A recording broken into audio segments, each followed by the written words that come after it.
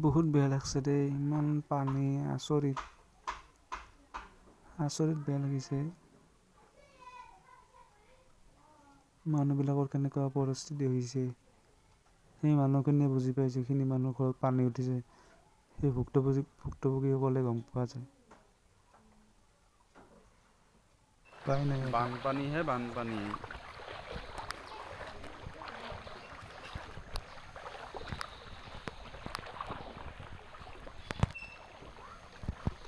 ধাৰ গৈছে, পুৰা ধাৰ।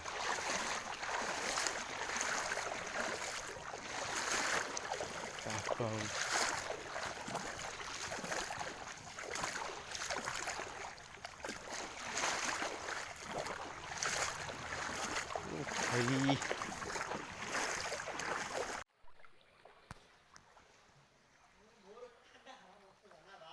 কি পানীয়ে পানী। ঐ 2012 কৰি ওপৰত গেল পানী, গম পা না নাই? তাকেতো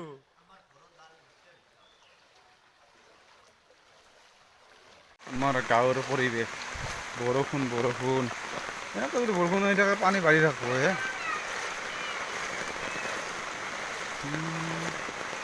চব পানীয়ে পানী। বেয়া লাগিছে, এই পানী ঘৰত পানী উঠছে।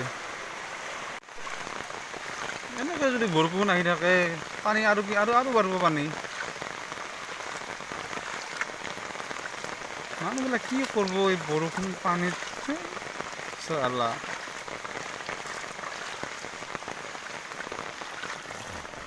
গাঁৱৰ আমাৰ পৰিৱেশ।